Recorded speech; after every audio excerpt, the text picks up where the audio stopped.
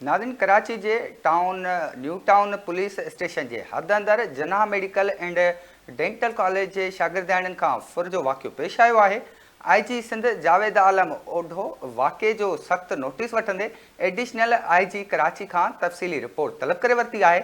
अख़्तियारनि लाॻापियल SHOs ऐं security ते मुक़ररु अमले ख़िलाफ़ कार्रवाई जी हिदायत करे छॾी आहे।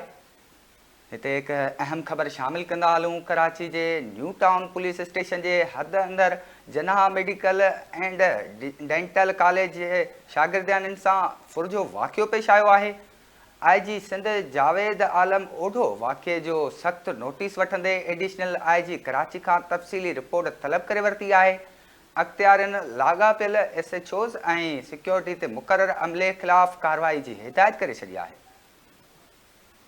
उन हवाले सां कराची खां रिपोर्टर ज़हीर शेख लाइन ते मौजूदु आहे। जी ज़हीर, तफ़सील खां आगाह कजो। न्यू टाउन थाने जी हदूद में मेडिकल डेंटल कॉलेज जे जेके शागिर्द आहिनि उन्हनि जी बस में हिकु फुर जी वारदात थी। 4 शागिर्दाणी खे जेको आहे फुर जी वारदात जो निशानो बणायो। उन खां मोबाइल फ़ोन, पर्स ऐं उन सां गॾु जेको आहे उन क़ीमती ज़ेवर जेको आहे फुर कया विया। त उते जेके मौजूदु जेको आहे जेके नियाणियूं हुयूं, जेके स्टूडेंट्स हुननि जो चवणो हो त हू बस में वेठा हुआ त हिकु ॼणो आयो, अचण सां हुन सलाम कयो। सलाम करण खां पोइ हुन हिकदमि पिस्टल कढी करे सभिनी खे वारदात जो निशान ठाहियो। एतिरी क़दर जो हुननि हिकिड़ी छोकिरी जे मथां पिस्टल रखी करे उनखे जेको आहे उन खां फुर कई। उनखे जेको हार आहे उन ॻिची में फुर करे जॾहिं हुन रनिंग शुरू करे छॾियो, उन रनिंग जे दौरान जेको आहे फरार थियण वरी थी विया।